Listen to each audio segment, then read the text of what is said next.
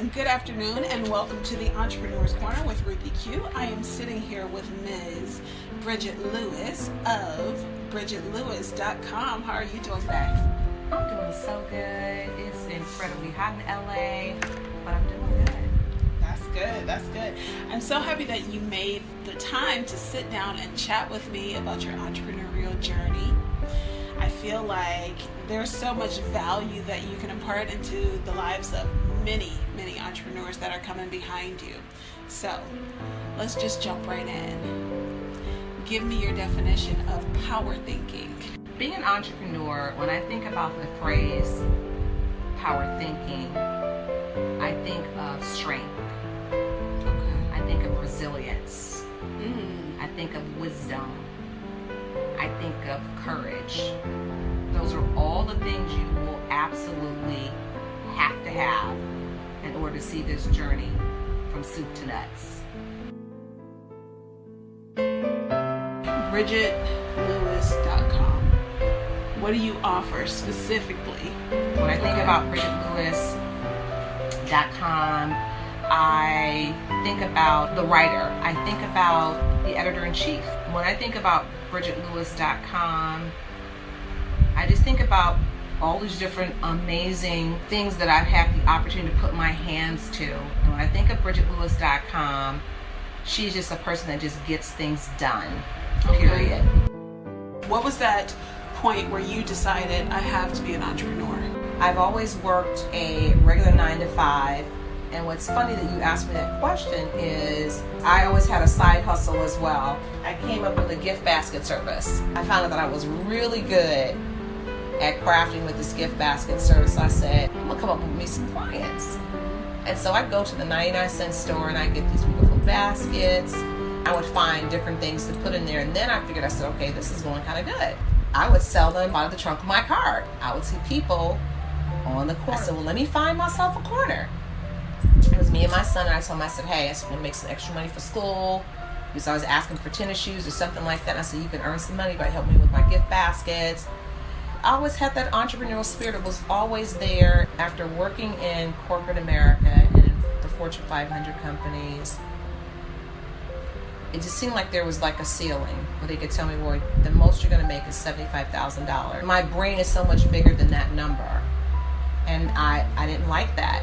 When you decided to become an entrepreneur, how did you execute your idea? Wow. Because you said you said it was just, we're just going to figure it out. How did you figure it out? Okay. That's a very good question. The way that I would answer that is like this. The way I figured it out is I got fired from my last job. Okay. And I got fired because I was in a position where I cared more about family than I cared about money. Mm-hmm. And my mother became critically ill overnight. And it was so traumatic for my family, my sister and I. It was so traumatic for my mother. And it was like it completely changed my world. And so I had tenure with this company. And it was like, okay, Miss Bridget, we understand. You need to take some time off and go and tend to your mom's affairs. But my mother was in a coma in ICU. And you cannot just go to the hospital and just talk with a neurosurgeon and then just go back to your everyday regular. Right. It's very, very challenging. So I remember saying to my mother and my sister, I said, God, you know what? I said, I really want to hang out. I really want to be with you all. I really want to hang out with you guys.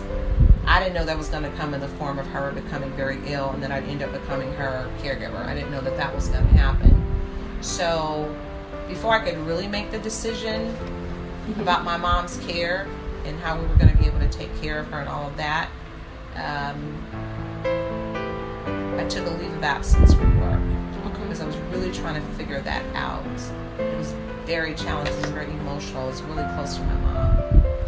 So before I could really make that decision, once I came back from leave, I was preparing for my students to come in, and I had been there maybe about 2 weeks. And so the director and the HR person had come into the office. I'm thinking, well, this is unusual. It's like 3 o'clock in the afternoon. Like, why are they here? I thought maybe they was going to update my medical benefits or something like that. Like, I didn't know. Like, why are you guys here? So with that being said, they said, well, we figure it's in the best interest of you and the company that we separate. I said, so what are you saying exactly? Because I was like, what? What are you saying? So it was like, okay, well, you're going to need to get your stuff, and we need to have somebody escort you out of the building. It's like, what the hell? What are you talking about? What? Like, what are you talking about? Okay. So it was so shocking, and I just remember calling my sister. I said, I just got fired. I said, they escorted me to the door. They escorted me to the door. I was like, what are you talking about? I couldn't even fix my head around any of that.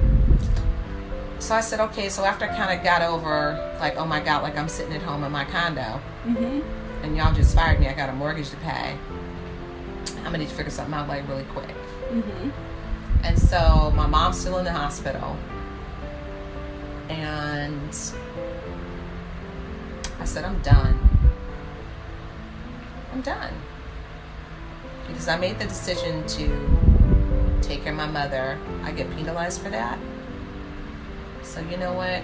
I'm going to create the kind of opportunity that I've always wanted. And so basically I hired myself. I looked at all the skills that God had given me, and I said, this is what I want to do. And I really didn't have a plan, but then I started scripting my life. I started writing things out. I looked at everything, and it was, it has really been a journey. And so it started out with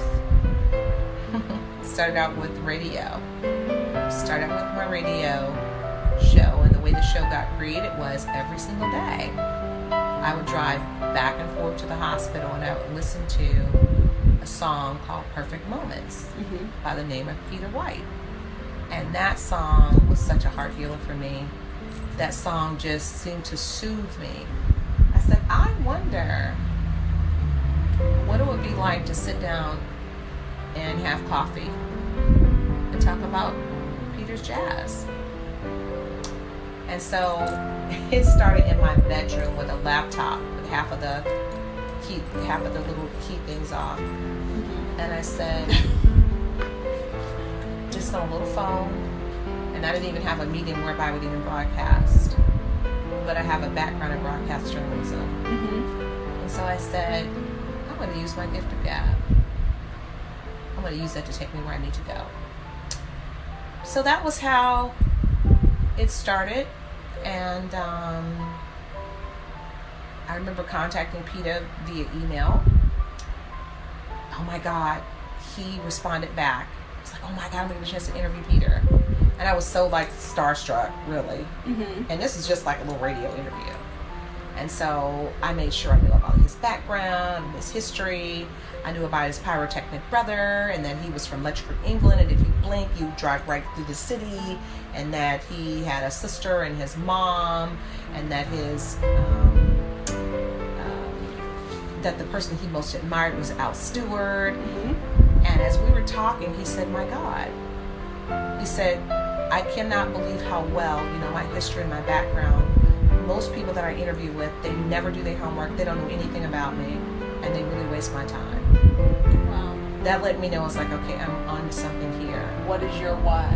Your absolute why? What gets you out of bed in the morning?